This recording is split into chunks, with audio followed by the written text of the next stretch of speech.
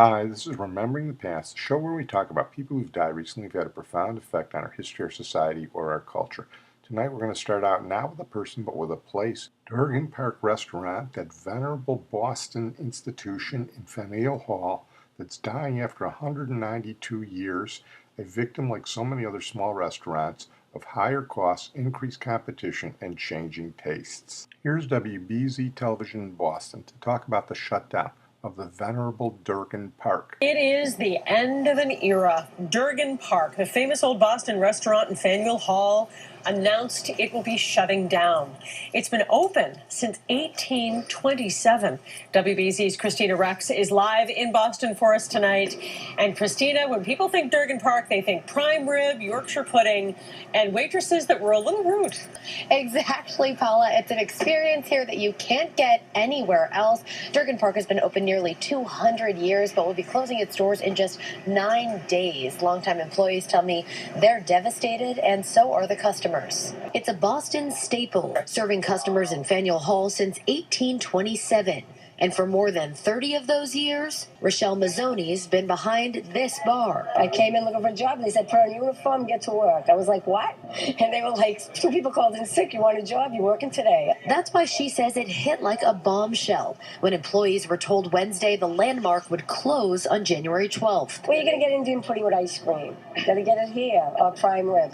Dinner, a pot roast. Parent company Arc Restaurants, based out of New York, says it's the nature of the business and that the restaurant just isn't making money like it used to. Known for serving supper with a side of sass, customers come from all over the world for the atmosphere you can't find anywhere else in Boston. Olivia Roy and her now fiancé came all the way from Quebec City just to tell their favorite bartender their good news. Every time we came to Boston, we came back here, and she always asked my boyfriend back then, when is he going to propose, and when is he going to propose, and then he did. So today we came just to tell her that he did. Rochelle says this is what she'll miss. After all, it's the people that made her keep the apron on and the drinks flowing for more than 30 years. My poor customers, I just want to say goodbye, guys. I love you all. Well, we're going to move on now to Brian Garfield, who died recently at the age of 79. Brian Garfield was a writer. He was a distant relative of Mark Twain.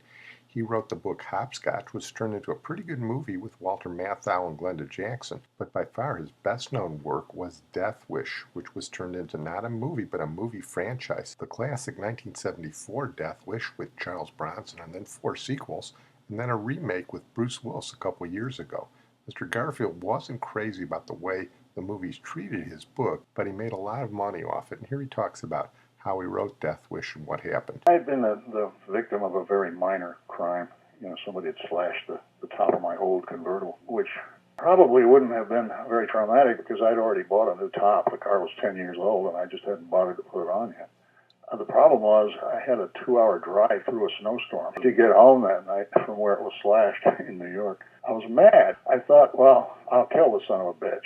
My second thought was, oh, wait a minute, he's got a knife because he had to have something that he slashed the top with. I don't really want to meet this guy. But by the time I got home, I was half frozen, and I'm thinking, well, I'm okay. I'm home now, but what if somebody got mad and stayed mad? I just didn't come out of that temporary insanity. And that was the genesis of the book. It made a career for me. It was, I was making a living as a writer, but I wasn't doing very terribly well. I had written some movies that didn't get produced, but that doesn't count for much either. I was in Africa at the time when the movie came out. And it's also the summer when Nixon resigned, and I hadn't even heard about that because I was way back in the bush someplace. And finally, I came back to, I think it was Nairobi, and there was a cable waiting for me. It was several days old from my agent saying, how does it feel to be a star? I didn't know what he was talking about. All I was seeing was these newspapers with the headlines about Nixon resigning. When I got back to New York, I took my father-in-law to see the picture in Times Square. And it had been running for 6 or 7 weeks by then. And it was amazing. I mean, this is an afternoon, matinee performance, and the theater was packed, and there were people getting up on their seats and yelling, yeah, kill that guy. I've never seen that kind of reaction to a movie. And, of course, I didn't expect it. I had seen the movie in a screening before we left for Africa. And my thought, I have to confess, was, well, it's another Bronson action movie. Well, here's the trailer for that movie. It was directed by Michael Winner, whose podcast we've done. And it starred, as he said, Charles Buczynski, better known as Charles Bronson. Enjoy a typical afternoon in New York City. groceries, man? My name is Paul Kersey. How's Mama? I'm sorry. She died a few minutes ago, Mr. Kersey. Any chance of catching these men? There's a chance, sure. Just a chance. I'd be less than honest if I gave you more hope, Mr. Kersey. This is Paul Kersey. This is the story of a man who decided to clean up the most violent town in the world. Listen, General. Give me the money. He begins where all the super cops leave off. Bugging has gone down by how much, sir? $9.50 a week to $4.70 to reported last week. You understand not too many people know that. And you want to keep it that way, huh? Oh, no, we have to keep it that way, Inspector. This whole city would explode. And if this person is listening to my voice, I urge him in the name of law and order to desist from this one-man crusade and turn himself into the police. Let's see the money, man. Call him a mad vigilante.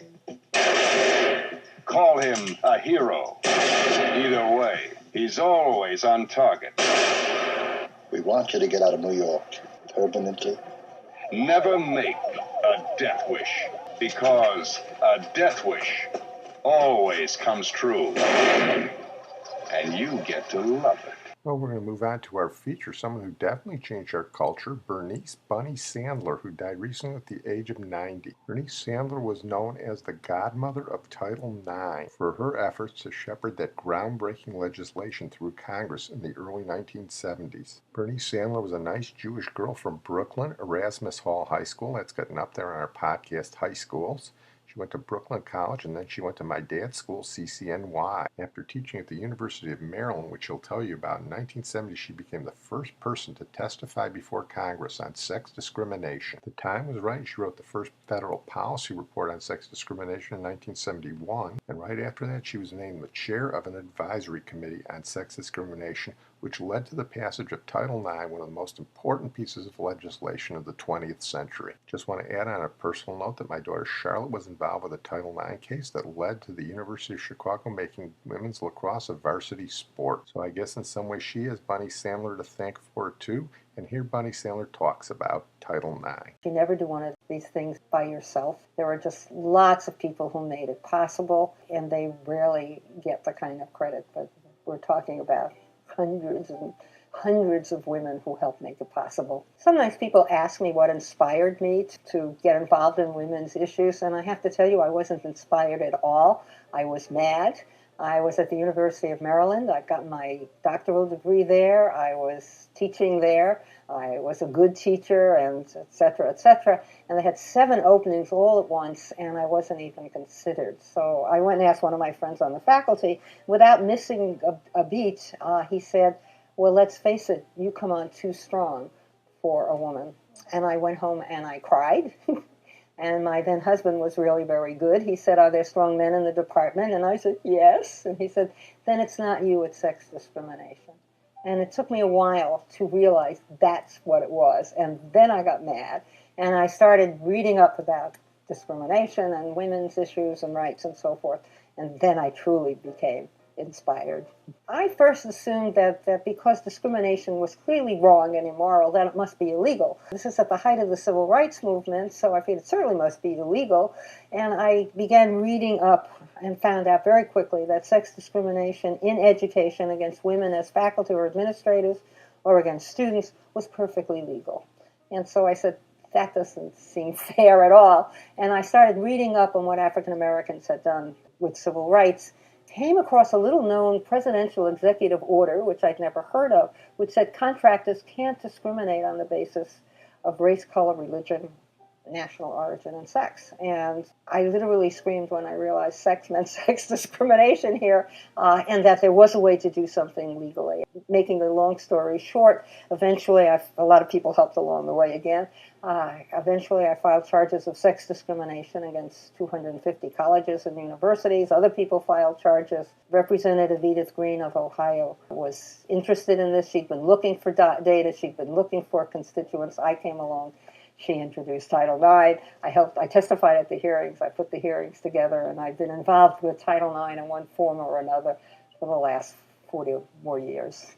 I think Title IX is the most important law that's been passed for women and girls since women got the right to vote. I do a lot of traveling around. I've given probably close to 3,000 presentations at colleges and universities all over the country. I talk about Title IX. I talk about sexual harassment. Years ago, my office put out the first national report on campus sexual harassment. I talk about a lot about the chilly climate, which Title IX doesn't quite cover. But the chilly climate is the subtle ways in which women are often treated, and women do the same thing. They treat other women as well that way, and it's not only women, it's people of color and disabled people, older people. It's anyone who's not like the rest of us, and the us keeps shifting. But women get interrupted more, they get less eye contact, they get called by name less.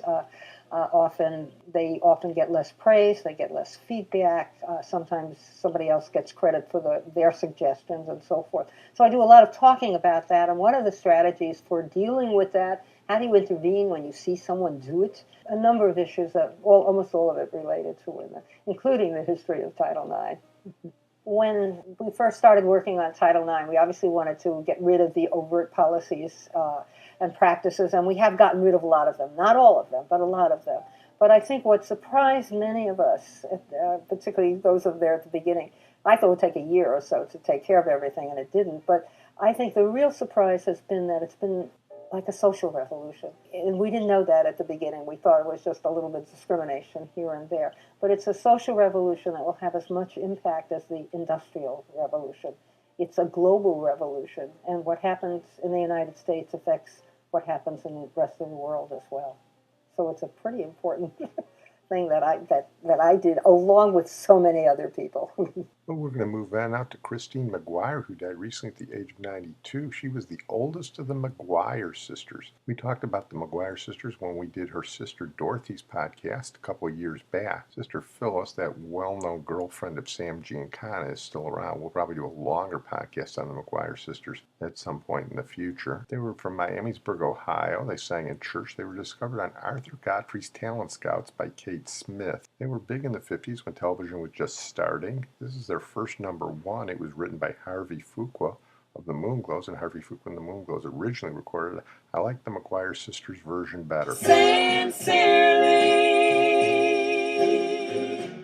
oh yes, sincerely, 'cause I love you so dearly. Please say you'll be mine.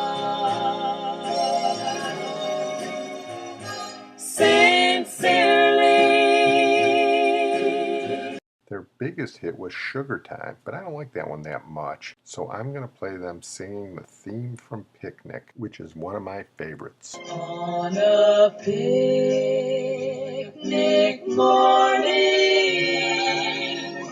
without a warning, I looked at you, and somehow I knew. On a day for singing. If you want to know more about the McGuire sisters, I'll refer you to our Dorothy McGuire podcast, but as I said, I think we'll be talking more about the McGuire sisters at some point down the line. Well, I'm going to close on that note. I want to thank my producer and IT genius, Sid Tepps. We're going to close tonight with a brief mention of Dean Ford, who died recently at the age of 72. He was the Scottish singer-songwriter who was the lead vocalist for the group Marmelade. Marmelade was the first Scottish group to have a British #1 in the pop charts, with a cover of the Beatles' Obla Di Obla Da, but unquestionably their most famous song was Reflections, and Dean Ford did a nice job as the lead singer on that one. So as a final tribute to him, we'll play a little bit of Reflections with Dean Ford singing lead vocal. The changing of sunlight to moonlight, reflections of my life. Oh, how they fill my eyes. The greetings of people